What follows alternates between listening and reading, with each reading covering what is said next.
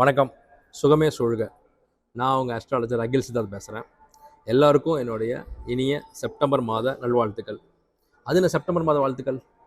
என்னுடைய எல்லா ஃபாலோவர்ஸ்க்கும் தெரியும். நான் ஒவ்வொரு மாதத்துடைய அந்த புது மாதம் அந்த முதல் தேதியில் என்னுடைய ஃபேஸ்புக்கில் அந்த மாதத்தை குறிப்பிட்டு வாழ்த்துக்கள் பதிவு போடுவேன். இந்த வருஷம் இந்த மாதம் செப்டம்பர் மாதம் அது ஒரு வீடியோ பதிவாக போட்டுடலாமே அப்படின்னு தான் இந்த பதிவு. ஒவ்வொரு நாளுமே நம்ம புதுசாக தான் பிறக்கிறோம்.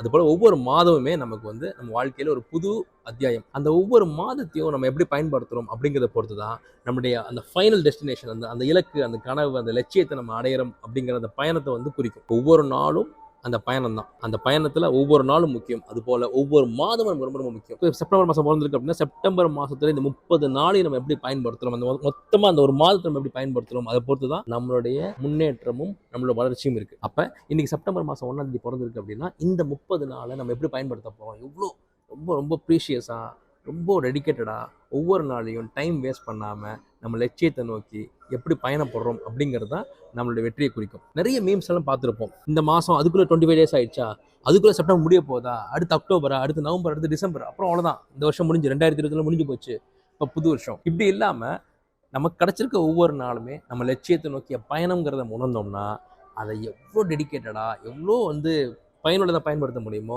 அப்படி பயன்படுத்தும். ஸோ இன்னைக்கு செப்டம்பர் 1ஆம் தேதி பிறந்திருக்கு அப்படின்னா இன்னைக்கு இந்த அடுத்த 30 நாளும் நம்ம என்ன பண்ணணும், நம்மளுடைய கெரியர்ல டெவலப்மெண்ட், நம்ம வாழ்க்கையை மேம்படுத்தக்கூடிய விஷயங்களை நோக்கி நம்ம நகரணும்.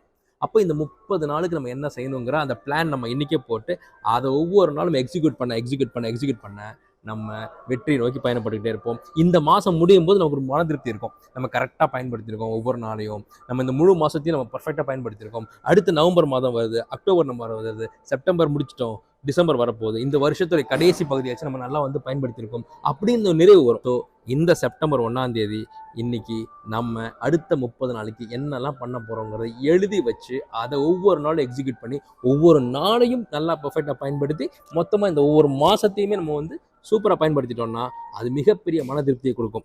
அந்த வகையில் உங்களுக்கும் எனக்கும் நம்ம எல்லாருக்குமே இந்த செப்டம்பர் மாதம் ஒரு வெற்றிகரமான மாதமாக அமையட்டும் அப்படின்னு நான் மனதார வேண்டிக்கிறேன்.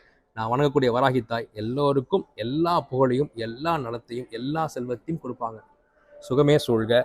இனிய செப்டம்பர் மாத நல்வாழ்த்துக்கள்.